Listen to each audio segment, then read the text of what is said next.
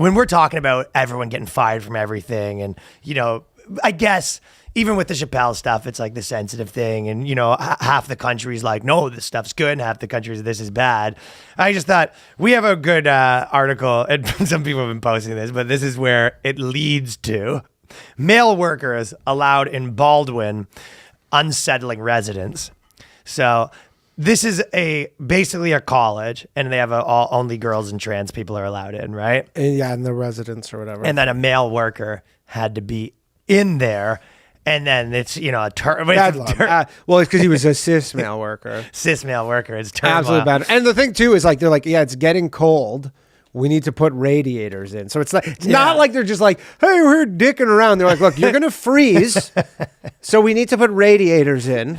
So when you see people say that, you know, people in college are too soft or whatever, and there's a legitimate breakdown and people are writing articles right and left because a guy had to be in the building. Because a maintenance man had to come in to maintain the building. And this person wrote a fucking article. And they're literally like, why is it a man? And this is in the paper, the school paper, Baldwin. They go, residents of Baldwin College received an email from Josh Matos, the area coordinator for multicultural and identity-based communities. Sounds like a fucking fun.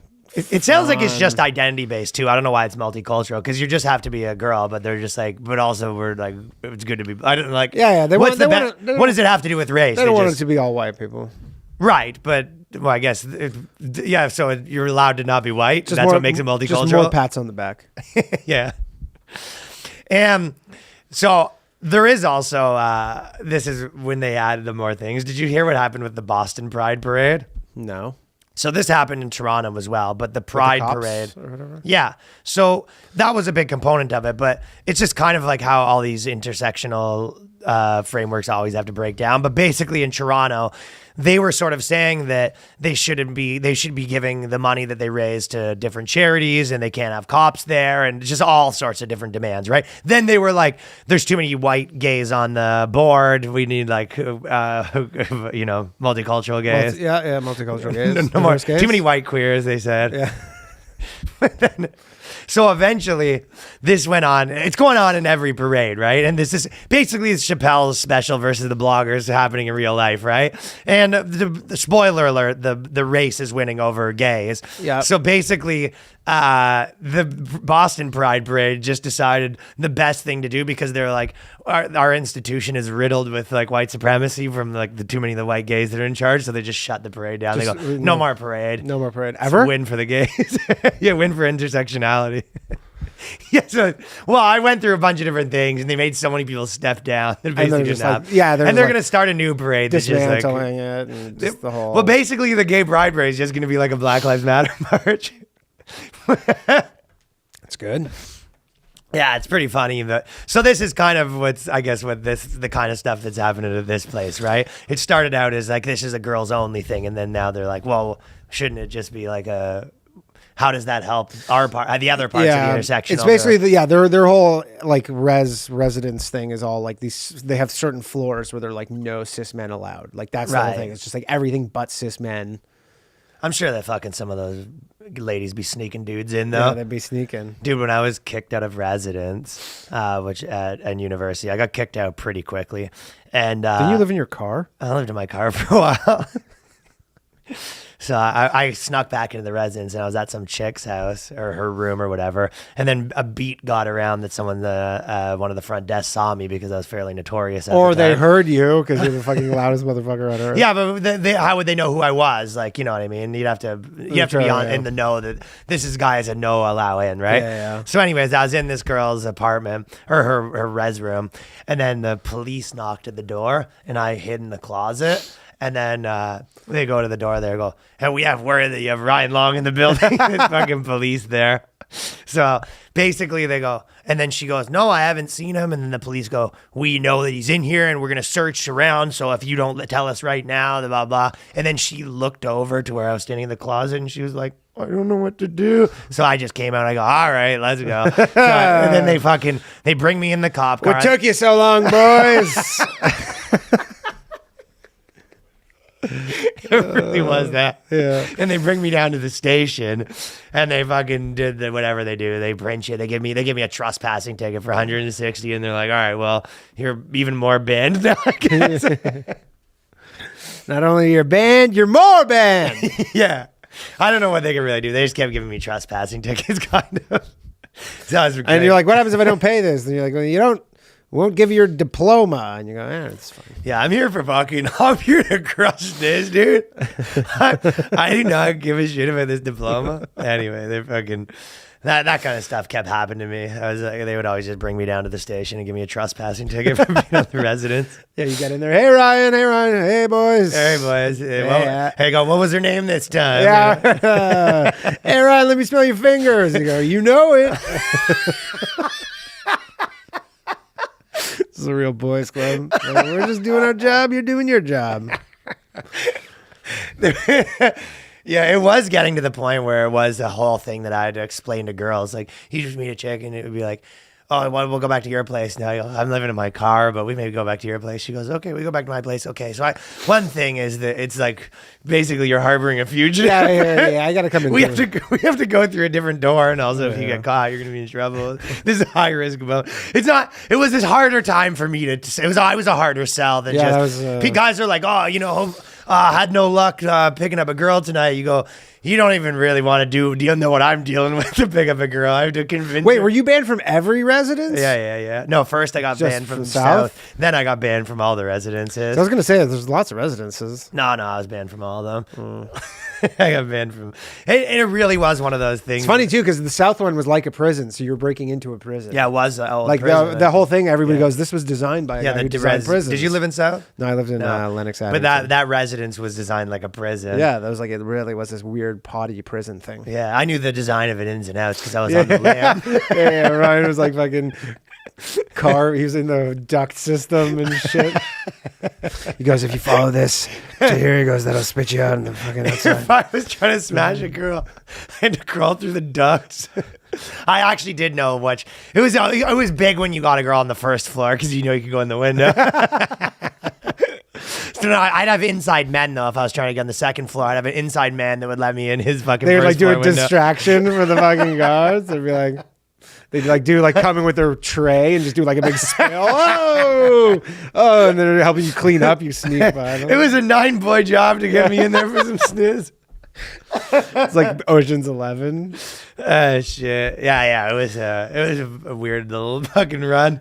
And then you're just fucking going around Guelph with like a rappelling hook. The worst was when I would do something like that, try to go to a girl's house, and then the cops would bring me in, and then basically go back to the res, and then I was sleeping in my car like on a weird parking lot of the res, and then sometimes the security guys would be like, Ryan, you're not allowed to be here either, and then I'd go park some weird parking lot and sleep in my car, and it was just really like this is insane. Like life that I'm living right now. Yeah.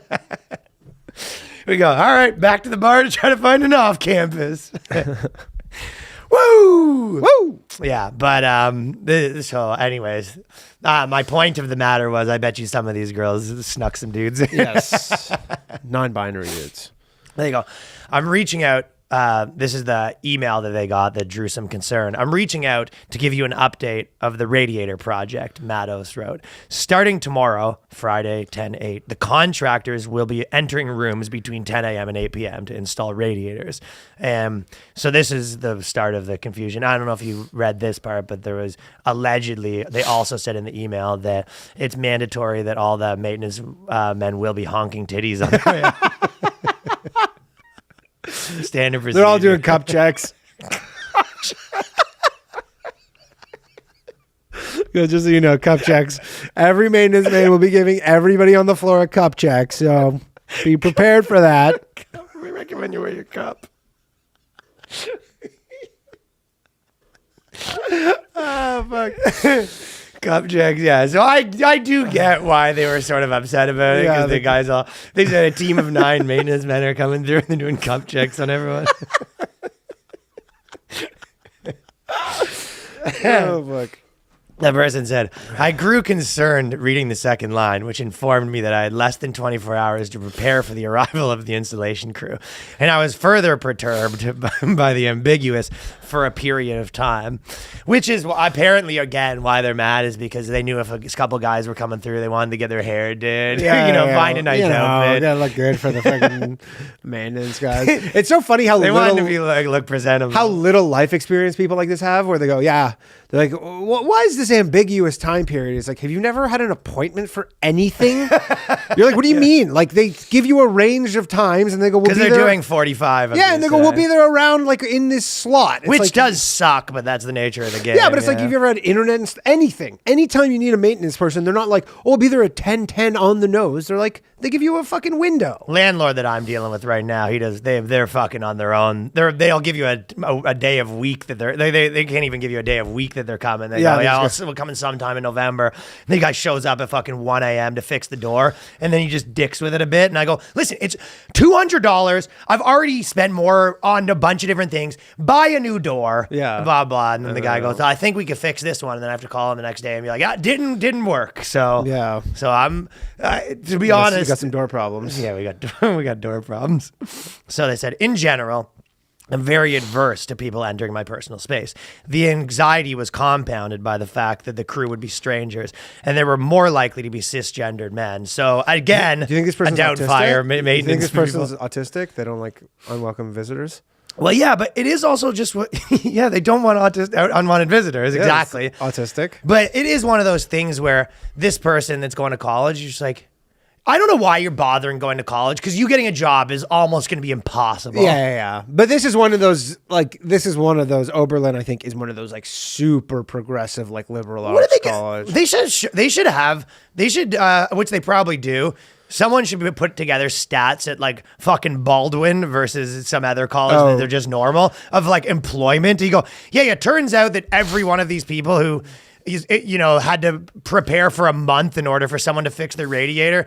Yeah, it turns out the employment rate like isn't actually that high. Yeah, they don't do well in the real world workplace, unfortunately. Yeah, so what do they want to do? You go, I guess you stay in academia forever or you don't, right? Yeah. You stay in academia and you start a board, you make a job for yourself where you go, you're the radiator. You got the radiator, the cis radiator person. You're the radiator, schedule person to make sure this never happens again. Mm-hmm. So that's what happens. Like something bothers them and then they start a committee and then they get to be in charge of the committee. And that's how this stuff, compounds. By the way, I'm absolutely disgusted that they could not find female radiator installers. Well, that's the thing. They need more female radiator installers. That's the real issue is like, where are they? I guess it's because it's more of like because that could be they're at Baldwin College. Well, that at the residence that no men are allowed.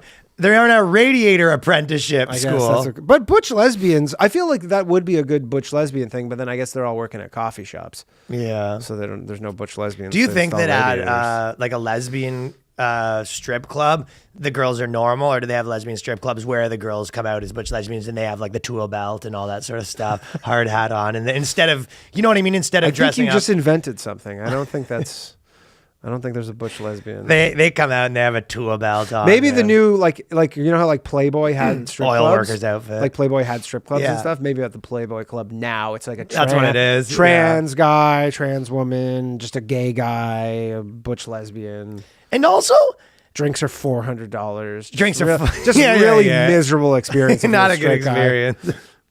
The next day, I waited apprehensively. The workers began installing in common spaces, and I could see immediately that they were all men. So this must have been. But this is the other thing where this is such an easy problem to solve. Imagine having this be your daughter, and she's calling you, being like, "So how's school?" And be like, "Actually, fucking terrible." Literally in tears. Yeah. You know those installers too are like, "Hey, was everybody on your floor crying too?"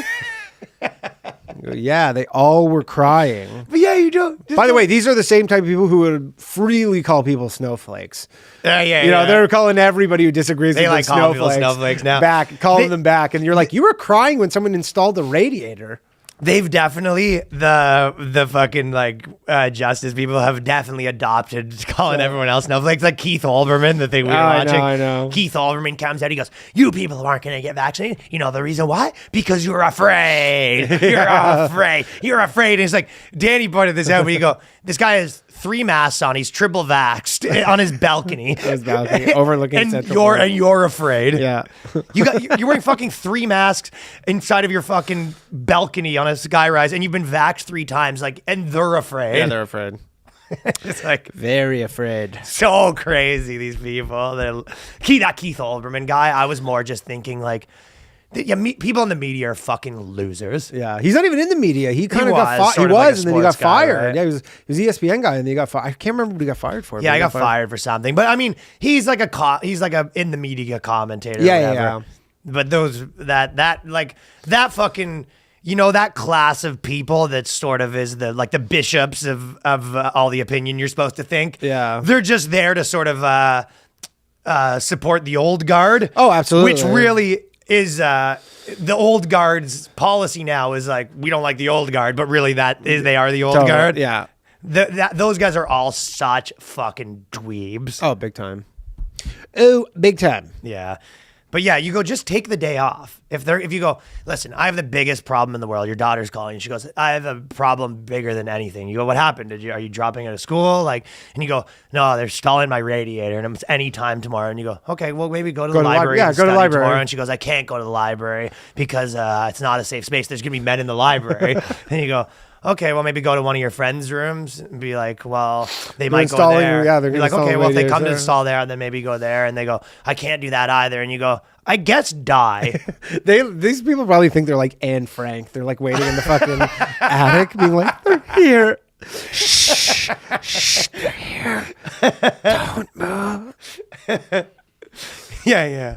So they go, predicting when they'd reach my room was pure guesswork. So I must have stressed her out. Yeah, it was for them too. They don't even know.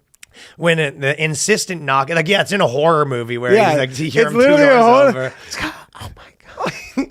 I'm so scared. He's coming. You hear someone else, maintenance man. You go, they're here. What happened? Are they going to kill us? They're going to be in our space.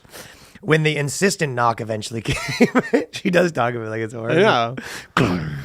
When the insistent knock eventually came, I scrambled to get my mask on. I don't like that she didn't have her mask on, even though she by herself. Whoa. And repeatedly shouted, coming through the door, repeatedly. I asked meekly if I could not have a radiator installed in my dorm. Yeah, the guy's like, yeah, so freeze then. What do I care? What the fuck does he care? Yeah, he goes, yeah, sure. I'm still going to bill them for Well, installing no, it. apparently the radiator said no because he goes, yeah, I know I was paid by the school to install a radio in your room, so we're going to have to do the radiator. And she goes, but hey, worth a shot. And then she Yeah. goes on to say what a terrible experience it was. But they are like, this is the same person. You want to talk about, they're the same person that called the snowflakes. You know what? They really would be the same person to call someone a Karen. And you go, They'll call everything, like, this is like, how is this person supposed to get through life in any way? You're like, because the thing is, okay, so say the guy goes, hey, I don't want you to, can you just not install the thing? He goes, yeah, sure, whatever. And then it gets cold. Yeah. And then this person is like, this school is freezing out all the trans and non-binary people on this floor. how are they doing it? And you go, how are they doing it? He goes, well, because they won't give us radiators. And they're like, well, we tried to install a radiator. Oh, yeah, 100%. They go, we tried to install a radiator. You wouldn't let us in because you were too scared. You should have. Her big thing is they should have installed them in the summer. It was like, okay, yeah, they didn't. They're like, there's Sorry. some administrator who has a list of shit to do, and they go, it's getting cold. They go, okay, we got to get the fucking radiator. I'll tell you what, if I did a radiator thing and you go, this is always an inconvenience. You go, someone says, hey, someone's going to have to come all day tomorrow and install a radio. We can't. You go, that's annoying. You go, what am I going to do about it? I'll tell you what I'm not going to do about it. Write an article. Anyways, fucking. She probably cried herself to sleep. Her therapist probably too was like, she was explaining this whole thing, and her therapist is like, has to pretend like, Oh she's my helping. God, He goes, yeah. wow, you're fucking cooked. Therapy must be so annoying to have one of these fucking people. I mean, but really, Honestly, it's actually probably good to get one of these people because you're just like, when that person walks in and they go, I might be quitting school because they're putting a radiator in my room. You go, you're just like cha-ching. Yeah. You just pull out your Jew finance rock out of your pocket.